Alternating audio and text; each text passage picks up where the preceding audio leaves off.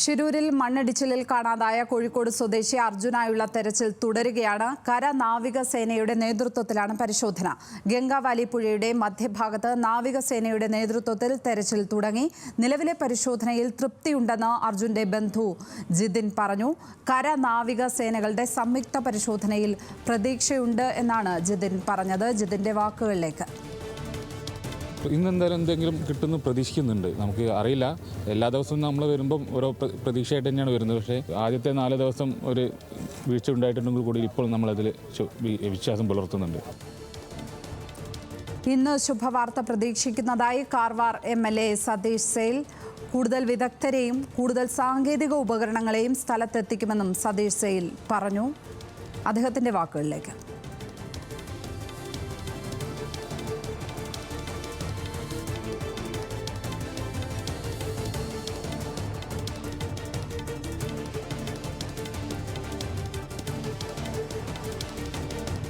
MLAയുടെ പ്രതികരണത്തിലേക്ക് പിന്നീട് എത്താം. 11:30 ബൂം മെഷീനും എത്തിക്കും. വിവരങ്ങളുമായി ഷിരൂരിൽ നിന്ന് സരീഷ് PKയും നിഖിലയും ചേരും. ആദ്യം സരീഷിലേക്ക്. സരീഷ്, ഇന്ന് കൂടുതൽ ഉപകരണങ്ങൾ ഉപയോഗിച്ചുകൊണ്ട്, കൂടുതൽ സാങ്കേതിക വിദ്യ പ്രയോഗിച്ചുകൊണ്ടുള്ള തെരച്ചിലിനാണ് 9ാം ദിവസം ഷിരൂർ സാക്ഷ്യം വഹിക്കുന്നത് എന്ന് തോന്നുന്നു. ഏതൊക്കെ ഉപകരണങ്ങളാണ് അവിടെ കൂടുതലായി എത്തിക്കുന്നത്? ഇന്ന് ഒരു വാർത്ത പ്രതീക്ഷിക്കും എന്ന് MLAയും പറയുകയുണ്ടായി. തെരച്ചിൽ എങ്ങനെയാണ് നടക്കുന്നത് അവിടെ?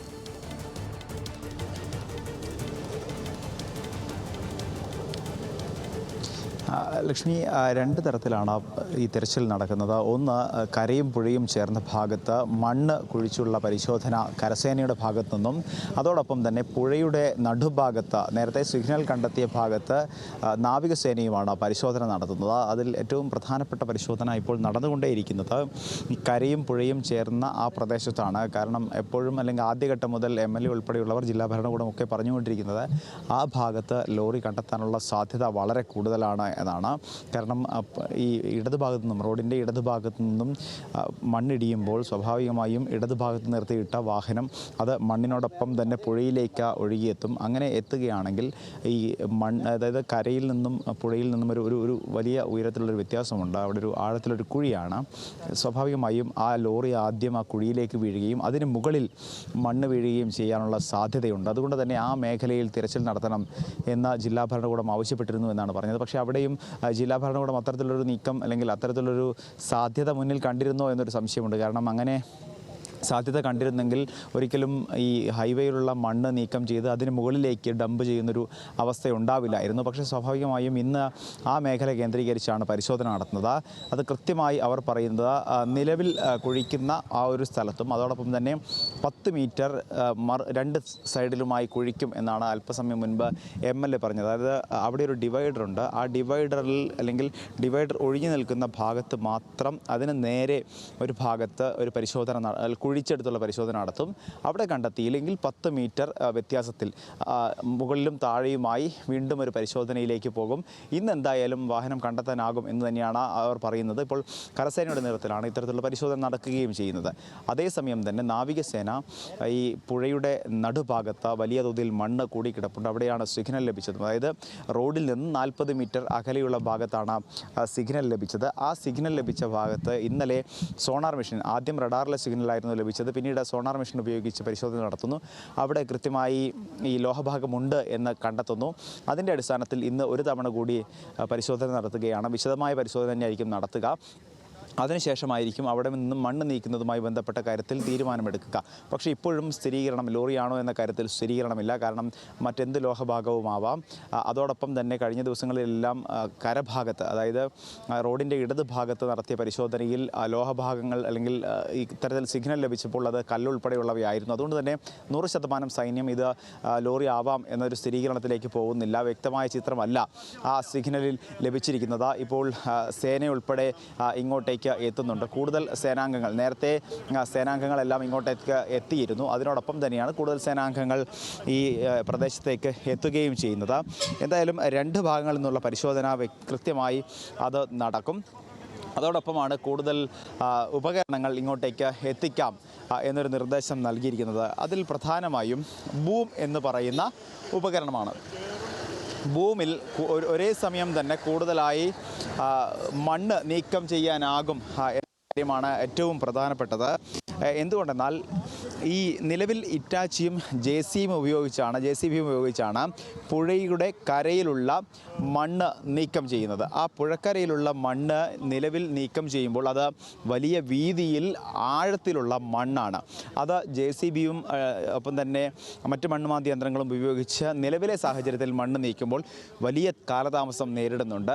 അതുകൊണ്ട് തന്നെ ബൂം എത്തിച്ചാൽ ഒരുപക്ഷെ 11:30 ഈ ബൂം ഇവിടേക്ക് എത്തും.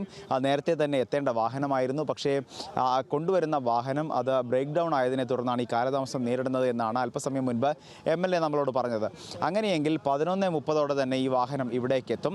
ഏതാണ്ട് 12 മണിയോടെ തന്നെ ഈ മണ്ണ് നീക്കുന്ന പ്രവർത്തനം ആരംഭിക്കും എന്നാണ് പറയുന്നത്. അങ്ങനെയെങ്കിൽ അതിവേഗം അല്ലെങ്കിൽ ദൂരത്തിലുള്ള മണ്ണ് അതിവേഗം കരയിലേക്ക് എത്തിക്കാനും ഒപ്പം തന്നെ മണ്ണ് അല്ലെങ്കിൽ പുഴയിൽ ലയിപ്പിച്ച് കളയാനും സാധിക്കും. ഇങ്ങനെ രണ്ട് രീതിയിലുള്ള പരിശോധനയാണ് നടക്കുന്നത്. അപ്പോൾ സ്വാഭാവികമായും ആഴത്തിൽ ഒപ്പം തന്നെ വളരെ ഡീപ്പായി ഏതാണ്ട് 20-30 അടിയോളം താഴ്ചയിൽ കുഴിക്കാനാകും എന്നാണ് MLA പറഞ്ഞത്. അത്തരത്തിലുള്ള അത്യാധുനിക സൗകര്യങ്ങളുള്ള മെഷീനാണ് ഇങ്ങോട്ടേക്ക് എത്തിക്കുന്നത്. അങ്ങനെയെങ്കിൽ സ്വാഭാവികമായും ഇന്ന് വൈകിട്ടോടെ ഗുണകരമായ അല്ലെങ്കിൽ ശുഭകരമായ ഒരു വാർത്ത ഉണ്ടാവും എന്ന് തന്നെയാണ് അദ്ദേഹം പറഞ്ഞു വയ്ക്കുന്നത്. അതോടൊപ്പം തന്നെ വിദഗ്ധരായ ഉദ്യോഗസ്ഥരെ നിലവിൽ സംസാരിച്ചത് പാലക്കാട് സ്വദേശിയായ ഒരു റിട്ടയർഡ് മേജർ അങ്ങോട്ടേക്ക് വരുന്നുണ്ട്. പക്ഷേ അദ്ദേഹത്തിന് വിദഗ്ധമായ പരിശോധന നടത്താൻ നേവൽ അക്കാദമിയുടെ ഒക്കെ സഹായം ആവശ്യമാണ്. നേരത്തെ നമ്മൾ സൂചിപ്പിച്ചതുപോലെ ഡ്രോൺ പറത്തിയുള്ള ഒരു പരിശോധന, അതിന് നേവൽ അക്കാദമിയുടെ ഒക്കെ സഹായം ആവശ്യമാണ്. അത് ഒരുപക്ഷെ ഇനിയും വൈകിയേക്കും, ഒരുപക്ഷെ നാളെയൊക്കെ മാത്രമേ നടക്കൂ എന്നാണ് പറയുന്നത്. അതോടൊപ്പം തന്നെ ഡ്രഡ്ജിങ്ങുമായി ബന്ധപ്പെട്ട് ഉള്ള പരിശോധന, ആ ഡ്രഡ്ജിങ് നടക്കണമെങ്കിൽ സ്വാഭാവികമായും ഡ്രഡ്ജർ ഉൾപ്പെടെ എത്തിക്കേണ്ടതുണ്ട്. അത് ഇതുവരെ അതുമായി ബന്ധപ്പെട്ട തീരുമാനത്തിലേക്ക് എത്തിയിട്ടില്ല. അങ്ങനെ നാളെയോ അല്ലെങ്കിൽ അടുത്ത ദിവസമോ ഡ്രഡ്ജർ ഉൾപ്പെടെ എത്തിക്കാനുള്ള സാധ്യതയുമുണ്ട്. എന്തായാലും ഇന്ന് ഈ കാര്യത്തിൽ ഒരു സ്ഥിരീകരണം ഉണ്ടാവും എന്ന് തന്നെയാണ് പറയുന്നത്. പ്രധാനമായും ഒരുപക്ഷെ പുഴയ്ക്ക് നടുവിലുള്ള മണ്ണ് നീക്കുന്നതിനേക്കാൾ വേഗത്തിൽ പ്രവൃത്തി ഇപ്പോൾ പുഴയ്ക്കും ഒപ്പം തന്നെ കരയ്ക്കും ഇടയിലുള്ള ലക്ഷ്മണൻ, നേരത്തെ അപകടത്തിൽപ്പെട്ട ലക്ഷ്മണൻ എന്ന് പറയുന്ന ആളുടെ ആ കടയുടെ തൊട്ടു പിന്നിലുള്ള സ്ഥലത്താണ് ഇപ്പോൾ കൃത്യമായ പരിശോധന നടത്തുന്നത്. നേരത്തെ പറഞ്ഞതുപോലെ ആഴത്തിൽ മണ്ണെടുത്ത് അവിടെ നിന്നും മണ്ണ് നീക്കം ചെയ്ത് ഏതെങ്കിലും തരത്തിലുള്ള ലോഹഭാഗം അവിടെ ഉണ്ടോ എന്ന് കണ്ടെത്തുന്നതിനായുള്ള പരിശോധനയാണ് ഇപ്പോൾ നടത്തി വരുന്നത്. കൂടുതൽ ഉപകരണങ്ങളൊക്കെ ഇവിടേക്ക് എത്തിക്കും എന്ന് അവർ പറഞ്ഞതും അതുകൊണ്ട് തന്നെയാണ്. കാരണം ഒരേ സമയം പല ഭാഗങ്ങളിൽ നിന്നുള്ള പരിശോധന നടത്തിയാൽ എളുപ്പത്തിൽ ഒരു റിസൾട്ടിലേക്ക് എത്താനാകും. അങ്ങനെ ഒരു ലക്ഷ്യം വെച്ചുകൊണ്ടുള്ള പ്രവർത്തനങ്ങൾ തന്നെയാണ് പുരോഗമിക്കുന്നത്. ഇപ്പോഴും സംശയമുള്ളത് സിഗ്നൽ കണ്ടെത്തിയ ഭാഗത്ത് കൃത്യമായി മണ്ണ് നീക്കുന്നത് എങ്ങനെ എന്ന കാര്യത്തിൽ ജില്ലാ ഭരണകൂടമോ അല്ലെങ്കിൽ മറ്റാരെങ്കിലും തന്നെ ഒരു ഉത്തരം നൽകുന്നില്ല. കാരണം ഈ എത്തിക്കുന്ന ഉപകരണങ്ങളെല്ലാം നിലവിൽ കരയിൽ നിന്നുകൊണ്ട് ഈ പുഴയിലെ മണ്ണ് നീക്കാൻ സാധിക്കുന്ന ഉപകരണങ്ങളാണ്. പുഴയിലേക്കിറങ്ങി പുഴയുടെ അല്ലെങ്കിൽ ആ നിൽക്കുന്ന ഭാഗത്ത് എവിടെയാണോ മണ്ണ് കൂടിക്കിടക്കുന്നത് ആ ഭാഗത്തുള്ള മണ്ണ് ഏത് തരത്തിൽ നീക്കം ചെയ്യും എന്നതുമായി ബന്ധപ്പെട്ട വ്യക്തത ഇപ്പോഴും ലഭിക്കുന്നില്ല എന്നുള്ളതാണ്. അപ്പോൾ കരയിൽ ഞാൻ മടങ്ങിയെത്താം. ഇപ്പോൾ നിഖിൽ കൂടി ചേരുകയാണ്. നിഖിൽ, കഴിഞ്ഞ ദിവസങ്ങളിലെല്ലാം ശിരൂരിലെ പ്രശ്നം നമ്മൾ കണ്ടത് ഈ രക്ഷാപ്രവർത്തനങ്ങളിൽ ഒരു ഏകോപനമില്ലായ്മ ആയിരുന്നു. എന്നാൽ ഇന്ന് അതിന് ഒരു മാറ്റമുണ്ടായിരിക്കുന്നു എന്ന് വേണം മനസ്സിലാക്കാനല്ലേ? ഈ അർജുൻ്റെ ബന്ധുക്കൾ തന്നെ ഇന്നത്തെ രക്ഷാപ്രവർത്തനം തൃപ്തികരം എന്ന് പറഞ്ഞിരിക്കുകയാണ്. അപ്പോഴേക്കും ദിവസങ്ങൾ കഴിഞ്ഞിരിക്കുന്നു, 9ാം ദിവസത്തിൽ എത്തിയിരിക്കുന്നു. 9ാം ദിവസത്തിലെങ്കിലും ആ ഒരു ഏകോപനം നമുക്കവിടെ കാണാൻ കഴിയുന്നുണ്ട് എന്ന് വേണം മനസ്സിലാക്കാൻ, അല്ലേ നിഖിൽ? ലക്ഷ്മി പത്മ, തീർച്ചയായും ഏകോപനത്തോടെയുള്ള ഒരു തിരച്ചിൽ പ്രവർത്തനം എന്തായാലും ഇന്നലെയും ഇന്നുമായി നടക്കുന്നുണ്ട് എന്നത് ഉറപ്പാണ്. മാത്രമല്ല, നിലവിൽ നമ്മളിവിടെ നിന്ന് ഈ കാര്യങ്ങൾ നോക്കുമ്പോൾ സാഹചര്യങ്ങൾ കുറച്ചുകൂടി അനുകൂലമാകുന്നുണ്ട്. അതായത് ഇന്നലെയും കഴിഞ്ഞ ദിവസങ്ങളിലുമെല്ലാം കാലാവസ്ഥ വലിയ പ്രതിസന്ധി സൃഷ്ടിക്കുന്ന സാഹചര്യമുണ്ടായിരുന്നു.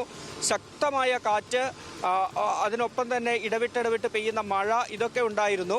എന്നാൽ ഇന്ന് അങ്ങനെ ഒരു സാഹചര്യം നിലവിൽ ഇതുവരെ ഉണ്ടായിട്ടില്ല. അതുകൊണ്ട് തന്നെ ഈ ഒരു സാഹചര്യത്തിൻ്റെ ആനുകൂല്യം പരമാവധി ഉപയോഗപ്പെടുത്തിക്കൊണ്ടുള്ള തിരച്ചിൽ തന്നെയാണ് നടക്കുന്നത്. അതുകൊണ്ട് തന്നെയാണ് ഒരു 7:30 തന്നെ നേവിയുടെ സംഘം തിരച്ചിലിനായി പുഴയിലേക്ക് ഇറങ്ങിയത്. അവർ എല്ലാ മേഖലകളും കേന്ദ്രീകരിച്ച്, അതായത് ഈ അപകടം നടന്ന ഏകദേശം 150 മീറ്ററോളം നീളത്തിലാണ് മണ്ണിടിഞ്ഞ് വീണത്. ആ ഒരു മേഖലയിൽ പൂർണ്ണമായും തിരച്ചിൽ നടത്തുന്നുണ്ട്. ഒപ്പം ഈ നമ്മൾ നേരത്തെ തന്നെ പറഞ്ഞുകൊണ്ടിരിക്കുന്ന പുഴയ്ക്ക് നടുവിലെ ഒരു മൺകൂനയുണ്ട്. ആ പുഴയ്ക്ക് നടുവിലെ മൺകൂനയിൽ ഇപ്പോൾ തിരച്ചിൽ നടത്തുന്നുണ്ട്. നേവിയുടെ സംഘം ഡിങ്കി ബോട്ടുകളിൽ ആ മൺകൂനയ്ക്ക് മുകളിലേക്ക് കയറി അവിടെ പരിശോധന നടത്താൻ ആരംഭിച്ചിരുന്നു. അതിൻ്റെ ദൃശ്യങ്ങളും നമുക്ക് നേരത്തെ ലഭിച്ചിരുന്നു. ഈ പരിശോധനയ്ക്കൊപ്പം തന്നെ ഈ പുഴയോട് ചേർന്ന് മണ്ണിടിഞ്ഞ് വീണ ഭാഗമുണ്ട്, പുഴയുടെ കരയോട് ചേർന്ന ഭാഗം, ആ ഭാഗത്ത് കുഴികൾ എടുത്തുള്ള പരിശോധനയും നടന്നുകൊണ്ടിരിക്കുകയാണ്. ഏതായാലും ഇപ്പോൾ ലക്ഷ്മി പത്മ സൂചിപ്പിച്ചതുപോലെ ഈ സൈന്യവും ഒപ്പം നേവിയുടെ വിഭാഗവും, ഈ രണ്ട് വിഭാഗങ്ങളും കൃത്യമായ പരിശോധന നടത്തുന്നു. ഈ ഏകോപനം എന്ന് പറയുമ്പോൾ പോലും മറ്റു വിഭാഗങ്ങൾക്ക് കാര്യമായ ഒരു പ്രവൃത്തി ഇനി അവിടെ ചെയ്യാനില്ല എന്നുള്ളതാണ്. ഈ കൂടുതൽ ആധുനിക സജ്ജീകരണങ്ങളോട് കൂടിയ ആധുനിക സംവിധാനങ്ങളുള്ള ഉപകരണങ്ങൾ എത്തിച്ച് ഈ ലോറി കണ്ടെത്തുന്നതിനുള്ള പരിശോധന നടത്തുക, അങ്ങനെ കണ്ടെത്തുന്ന സാഹചര്യമുണ്ടായാൽ ആ ലോറി പുറത്തെടുക്കാൻ ഉൾപ്പെടെയുള്ള കാര്യങ്ങളിലേക്ക് പോവുക എന്നത് മാത്രമാണ് ഇനി ഉള്ളത്. അപ്പോൾ ആ തരത്തിലുള്ള കാര്യങ്ങൾ ഏതായാലും ഏകോപിപ്പിച്ച് നടക്കുന്നു എന്നുള്ളത് തന്നെയാണ്. ഞാൻ പറഞ്ഞതുപോലെ ഈ നിരവധി അനുകൂല ഘടകങ്ങൾ ഇപ്പോൾ പരിശോധനയ്ക്കുണ്ട് എന്നുള്ളതാണ്. മഴ മാറി നിൽക്കുന്നു, അങ്ങനെ കഴിഞ്ഞ ദിവസങ്ങളിലുണ്ടായ പോലുള്ള ശക്തമായ കാറ്റില്ല. മാത്രമല്ല പുഴയുടെ നീരൊഴുക്ക് ഇന്നലെയൊക്കെ ഉണ്ടായിരുന്നതിൽ നിന്നും കുറയുന്ന ഒരു സാഹചര്യം. പുഴയുടെ അടിയൊഴുക്ക് എങ്ങനെയാണ് എന്നുള്ള കാര്യം നമുക്ക് പറയാനാവില്ല. പക്ഷേ പുഴയുടെ മുകൾ തട്ട് നമ്മൾ നോക്കുമ്പോൾ പുഴയിൽ ഇന്നലെയൊക്കെ ഉണ്ടായിരുന്ന അത്രത്തോളം ശക്തമായ ഒരു ഒഴുക്കില്ലാത്ത സാഹചര്യമുണ്ട്. ആ ഒഴുക്കായിരുന്നു ഇന്നലെ നേവിയെ സംബന്ധിച്ചിടത്തോളം തെരച്ചിലിൻ്റെ തടസ്സമായത്. നേവി കേന്ദ്രീകരിച്ചിരിക്കുന്ന അവരുടെ ബേസ് ക്യാമ്പിന് സമീപത്ത് നിന്ന് ഡിങ്കി ബോട്ടുകളിൽ അവർക്ക് ഈ അപകടം നടന്ന ഇപ്പോൾ മണ്ണ് മാറ്റിക്കൊണ്ടിരിക്കുന്ന ഭാഗത്തേക്ക് എത്താനാവാത്തൊരു സാഹചര്യമുണ്ടായിരുന്നു. ഇന്ന് പക്ഷേ ആ സാഹചര്യം മാറി. രാവിലെ തന്നെ നേവിയുടെ 2 ഡിങ്കി ബോട്ടുകൾ ഈ മണ്ണെടുക്കൽ നടക്കുന്ന പ്രദേശത്തിന് തൊട്ട് താഴെ പരിശോധനകൾ നടത്താൻ എത്തിയിരുന്നു. ഒപ്പം തന്നെ ഈ മണ്ണ് ഇപ്പോഴുള്ള, അതായത് പുഴയോട് ചേർന്ന് മണ്ണിടിഞ്ഞ് വീണ് കിടക്കുന്ന ആ 15 അടിയോളം മണ്ണ് കെട്ടിക്കിടക്കുന്ന ആ ഭാഗത്ത് 2 മണ്ണുമാന്തി യന്ത്രങ്ങൾ ഉപയോഗിച്ച് കുഴികളെടുത്തുള്ള പരിശോധന നടക്കുന്നു. സമാന്തരമായി അതിൻ്റെ താഴെ വശത്തേക്ക് മെറ്റൽ ഡിറ്റക്ടറുകൾ ഉപയോഗിച്ചുള്ള പരിശോധനകളും ഇന്ന് നടക്കുന്നുണ്ടായിരുന്നു. അത്തരം കാര്യങ്ങളെല്ലാം തന്നെ ഇപ്പോൾ നടക്കുന്നുണ്ട്. ഒപ്പം സരീഷ് സൂചിപ്പിച്ചതുപോലെ ഈ ബൂമറൊക്കെ എത്തുന്ന ഒരു സാഹചര്യം ഉണ്ടാകുമ്പോൾ സ്വാഭാവികമായി അതിനൊരു വേഗത കൈവരും. ഇന്ന് വൈകിട്ടോടുകൂടി എന്തെങ്കിലും ഒരു സൂചന കൃത്യമായി നമുക്ക് പറയാവുന്ന, അതായത് ലോറി ഇന്ന സ്ഥലത്തുണ്ട് എന്ന് പറയാവുന്ന ഒരു സൂചനയിലേക്ക് എത്തുമെന്ന് തന്നെയാണ് കരുതുന്നത്. ഏതായാലും ഇപ്പോൾ തുടക്കത്തിലുണ്ടായിരുന്ന ആ വീഴ്ചകൾ മാറി ഇത് കണ്ടെത്താനുള്ള ഊർജിതമായ ശ്രമങ്ങൾ എന്തായാലും നടക്കുന്നുണ്ട് എന്നുള്ളത് തന്നെയാണ് നമുക്ക് വ്യക്തമാകുന്നത്. നേവിയുടെയും സേനയുടെയും കൂടുതൽ ഉദ്യോഗസ്ഥർ ഉൾപ്പെടെ എത്തുന്നു, കൂടുതൽ സേന എത്തുന്നു. അങ്ങനെയൊക്കെ വരുമ്പോൾ എത്രയും പെട്ടെന്ന് ഈ ലോറി കണ്ടെത്തി ഈ ഒരു ആശ്വാസ വാർത്ത എന്ന നിലയിൽ ആ ലോറി പുഴയിലുണ്ട് എന്ന രീതിയിലെങ്കിലും കണ്ടെത്തുന്ന തരത്തിലേക്കാണ് ഇപ്പോൾ ഏതായാലും ഈ തിരച്ചിലുമായി ബന്ധപ്പെട്ട കാര്യങ്ങൾ പോയിക്കൊണ്ടിരിക്കുന്നത്. അതേസമയം ഈ റോഡിൽ ഉള്ള പണികൾ, അതായത് റോഡിലേക്ക് മണ്ണ് വീണ സ്ഥലങ്ങളിലൊന്നും ഇനി കാര്യമായ പ്രവൃത്തികളൊന്നും നടത്താനില്ല എന്നതാണ് നമുക്ക് മനസ്സിലാകുന്നത്. അവിടെ നിന്ന് പൂർണ്ണമായും മണ്ണ് മാറ്റിക്കഴിഞ്ഞ സ്ഥിതിക്ക് ഇനി ദേശീയപാതയിലൂടെയുള്ള വാഹന ഗതാഗതം പുനഃസ്ഥാപിക്കേണ്ടതുണ്ട്. അത് വലിയൊരു ബുദ്ധിമുട്ടായി മാറുന്നുണ്ട്. ചരക്ക് നീക്കം ഒരുപക്ഷെ കേരളത്തിലേക്കടക്കമുള്ള ചരക്ക് നീക്കത്തെ അത് ബാധിക്കുന്നുണ്ടെന്നാണ് മനസ്സിലാക്കാൻ സാധിക്കുന്നത്. ഈ അപകടം നടന്ന ഈ ഷിരൂർ മേഖലയ്ക്ക് 2 വശത്തും റോഡ് ഹൈവേ പൂർണ്ണമായും തടഞ്ഞ് മറ്റ് വഴികളിലൂടെയൊക്കെ കടത്തിവിടുന്ന സാഹചര്യമാണ്. പക്ഷേ ഈ കർണാടകയിലെ മറ്റ് വഴികൾ എന്ന് പറയുന്നത് അതുവഴി ഈ വലിയ വാഹനങ്ങൾക്കൊന്നും കടന്നു പോകാനുള്ള ഒരു സാഹചര്യമില്ലാത്ത വീതി കുറഞ്ഞ റോഡുകളൊക്കെയാണ്. അതുകൊണ്ട് അങ്ങനെ കണ്ടെയ്നറുകളും മറ്റും കടന്നു പോകുന്ന ഒരു സാഹചര്യം ഉണ്ടാകില്ല. അതിനാൽ തന്നെ ഈ ഹൈവേയുടെ പോലീസ് ഇപ്പോൾ ബ്ലോക്ക് ചെയ്തിരിക്കുന്ന 2 വശങ്ങളിലുമായി വാഹനങ്ങൾ വലിയ നിരയായി നിൽക്കുന്ന ഒരു സാഹചര്യമുണ്ട്. അത്തരം സാഹചര്യം കുറച്ചുകൂടി കഴിയുമ്പോൾ അത് വലിയ ബുദ്ധിമുട്ടാകും. അതുകൊണ്ട് തന്നെ എത്രയും പെട്ടെന്ന് ഇതുവഴിയുള്ള ഗതാഗതം പുനഃസ്ഥാപിക്കുക എന്നതുകൂടി ഒരു കടമയായി മാറുന്നുണ്ട് ഉദ്യോഗസ്ഥരെ സംബന്ധിച്ചിടത്തോളം. അതിനുള്ള നീക്കങ്ങളും നടക്കുന്നു എന്നാണ് മനസ്സിലാക്കുന്നത്.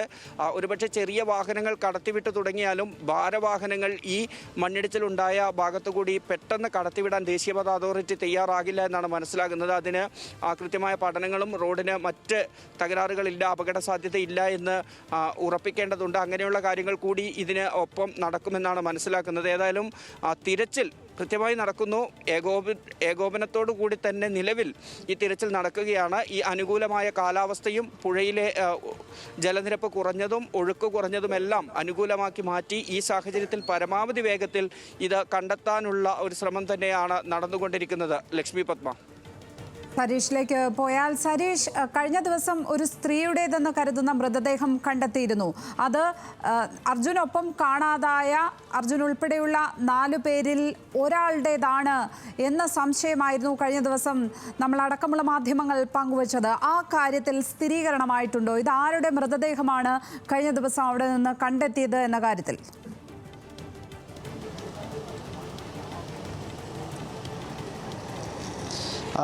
നേരത്തെ കാണാതായ സന്ന ഹനുമന്തപ്പ എന്ന സ്ത്രീയുടെ മൃതദേഹമാണ് ഇന്നലെ കണ്ടെത്തിയത് എന്ന് കഴിഞ്ഞ ദിവസം രാത്രി തന്നെ MLA സ്ഥിരീകരിച്ചിരുന്നു. അദ്ദേഹം അല്ലെങ്കിൽ അവരുടെ മൃതദേഹം തന്നെയാണ്, അത് അല്പസമയത്തിനകം തന്നെ ബന്ധുക്കൾക്ക് വിട്ടുകൊടുക്കും എന്ന് കൂടി ഇന്നലെ സ്ഥിരീകരണം വന്നിരുന്നു. പക്ഷേ അപ്പോഴും ചില വ്യക്തികളെ ഇനിയും 3 പേർക്കായുള്ള തിരച്ചിൽ ബാക്കിയാണ്. കാരണം ഇപ്പോഴും എത്ര പേർ അപകടത്തിൽപ്പെട്ടു എന്നോ എത്ര പേരെ ഇനി രക്ഷിക്കാനുണ്ട് എന്ന് സംബന്ധിച്ചു കൃത്യമായൊരു വ്യക്തത സർക്കാരിൻ്റെ ഭാഗത്ത് ഉണ്ടാവുന്നില്ല എന്നുള്ളതാണ്. കാരണം ആദ്യ നാളുകളിൽ നമ്മളോട് MLA പറഞ്ഞത് 3 പേരെ കാണാനുണ്ട് എന്നാണ്. ഒന്ന് അർജുൻ, ഒന്ന് സന്ന ഹനുമന്തപ്പ, മറ്റൊന്ന് സ്ഥലവാസിയായ അല്ലെങ്കിൽ പ്രദേശവാസിയായ ജഗന്നാഥൻ. ഇത്രയും പേരെ മാത്രമാണ് കാണാനുള്ളത് അല്ലെങ്കിൽ കണ്ടെത്താനുള്ളത് എന്നായിരുന്നു ആദ്യം പറഞ്ഞത്. പിന്നീട് ഈ ശരവണൻ എന്ന് പറയുന്ന തമിഴ്നാട് സ്വദേശിയായ ശരവണൻ എന്ന് പറയുന്ന ആളെ കാണാനില്ല എന്ന് പറയുന്നു. അതോടൊപ്പം ഈ ലോകേഷ് എന്ന് പറയുന്ന മറ്റൊരു ഡ്രൈവറെ കാണാനില്ല എന്ന് പറയുന്നു. അങ്ങനെ ആളുകളുടെ എണ്ണം വർദ്ധിച്ചുകൊണ്ടിരിക്കുന്നു. അതിനിടയിലാണ് ഈ സന്ന ഹനുമന്തപ്പയുടെ മൃതദേഹം പുഴക്കരയിൽ നിന്ന് ലഭിക്കുന്നത്. അതോടൊപ്പം തന്നെ കഴിഞ്ഞ ദിവസം ഈ ശരീരത്തിൻ്റെ അല്ലെങ്കിൽ അരയ്ക്ക് താഴെയുള്ള ഭാഗം ഒരു സ്ഥലത്തു നിന്നും ഒരാളുടെ മൃതദേഹമായി കണ്ടെത്തുന്നു. അത് DNA പരിശോധന ഇപ്പോൾ നടത്തി വരികയാണ്. അത് ഈ കാണാതായ ശരവണൻ്റേതാണ് എന്ന ഒരു സ്ഥിരീകരണത്തിലേക്ക് അല്ലെങ്കിൽ ഔദ്യോഗികമായി സ്ഥിരീകരിച്ചില്ലെങ്കിൽ പോലും ആ സാധ്യതയിലേക്ക് പോകുന്നു. അപ്പോഴും വീണ്ടും 3 പേരെ കാണാനില്ല എന്ന് MLA ഇന്നലെ പറയുന്നു. അതിൽ ഒന്ന് മലയാളിയായ അർജുനാണ്, മറ്റൊന്ന് ലോകേഷാണ്, മറ്റൊന്ന് ഈ പ്രദേശവാസിയായ ജഗന്നാഥ് ജെട്ടി നായിക് എന്ന വ്യക്തിയാണ്. അങ്ങനെ 3 പേരെ ഇപ്പോഴും കാണാനില്ല എന്ന സ്ഥിരീകരണത്തിലേക്ക് പോകുന്നു. അങ്ങനെ ആദ്യഘട്ടം മുതൽ കൃത്യമായ ഒരു വിവരവും സംസ്ഥാന സർക്കാരിൻ്റെ ഭാഗത്തു നിന്നുണ്ടാവുന്നില്ല. പരാതി ലഭിക്കുന്നതിനനുസരിച്ച് ആരെങ്കിലും പരാതി നൽകിയാൽ മാത്രം ആളുകളെ അല്ലെങ്കിൽ ആളുകൾ കാണാനില്ല, അതുകൊണ്ട് തന്നെ പട്ടികയിൽ ഉൾപ്പെടുത്തണം എന്ന രീതിയിലേക്ക് വരുന്നു. അത്തരത്തിൽ മാത്രം ആണ് ഒരു സ്ഥിരീകരണത്തിലേക്ക് കാര്യങ്ങൾ പോകുന്നത്. തീർച്ചയായും 3 മനുഷ്യജീവനുകളെയാണ് ഇനി ഷിരൂരിൽ നിന്ന് കണ്ടെത്താനുള്ളത്. അത് അർജുനടക്കം 3 പേർ അവരെയാണ് ഇനി കണ്ടെത്താനുള്ളത്. അതിൽ തമിഴ്നാട് സ്വദേശിയുണ്ട്, ഒരു കർണാടക സ്വദേശിയായ പ്രദേശവാസിയുണ്ട്. എന്തായാലും 3 പേരെയാണ് കണ്ടെത്താനുള്ളത്. അവിടെ തെരച്ചിൽ ഊർജിതമായി ഇപ്പോൾ നടക്കുന്നു. 9ാം ദിവസത്തിൽ വിശദാംശങ്ങൾ നൽകുകയായിരുന്നു നിഖിൽ എയും സരീഷ് PK.